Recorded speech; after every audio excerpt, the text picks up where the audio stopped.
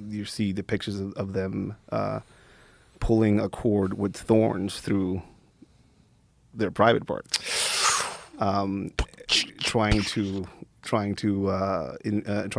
invoke in them these I don't know, visions. So just being in such extreme pain and such a bizarre state of mind that you transcend. Yeah, which matched up perfectly with some of the Catholic worldviews when they arrived.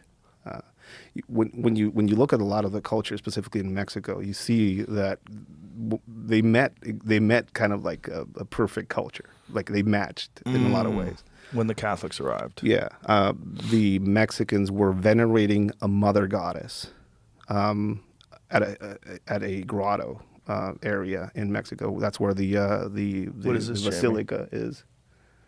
Yeah, some of the rituals. Oh yeah, they're what's going on? I mean, they're calling these bloodletting. Yeah, but they're spine, porky spine, something spine. Yeah. And it's coming out of that area, and there's a.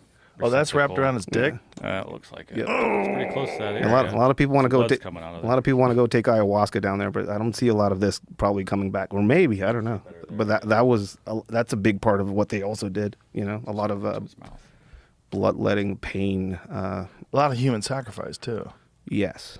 Yeah. Which a lot of people in Mexico are now. Oh, it's a big exaggeration. It's like a propaganda denial, and then you go there and there's like stone skull piles commemorating whatever war and depictions of them in codices that they themselves made of just getting sacrificed people on top of pyramids, pulling out their hearts. Well, that was that one statue that's on top of the pyramid that's like a bench.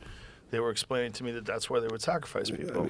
I mean, it makes sense.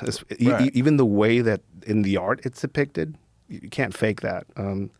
Most people would think you'd go through the rib cage to get at the heart. But no, they go through the diaphragm right down here. So that's why there's a lot of depictions of some of these gods, like Micantlecutli, which is the lord of the underworld in the Aztecs. Sometimes it's depicted with a skeletal form with its hands spread out like this, and you'll see a split diaphragm on the bottom coming out underneath its rib cage as a signifier that, that's... Well, they go up to grab the heart. That's where they go up to grab the heart. Show that sculpture, that flat bench sculpture that is like a man. It looks like he's sitting on his hands and knees, but with his, torso faced upward. That one, yeah. That was the one they were explaining to me. And again, I imagine that a lot of these things, I mean, you have to interpret because there are things out there that I don't understand. But I know blood was very essential, and it was an essential thing for these cultures. It's one of the most powerful offerings you can make. And a lot of the Catholic side of things that came into the country, that came into this area, just intermingled perfectly. They were also talking about a god that. Look at those skulls in the corner, right next to your cursor, Jimmy, in the middle there. Right there. Yeah, where the capital of Mexico is right now, there's a big cathedral behind it. There's the Templo Mayor, the major temple of the Aztec Empire, and there's a lot of those types of symbologies around it, just skulls, because that's where they would have the Sempantli, I think it's called. Sorry if I butchered the word.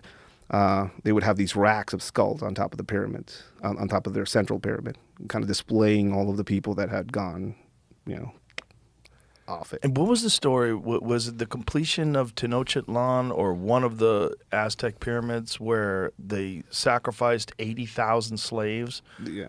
Over whoever they had. Yeah, I've heard like numbers of 50,000. I have no idea how you would kind of figure out those numbers. Right. But you do get accounts of some of the Spanish conquistadors describing the smell that some of these pyramids had. Ugh.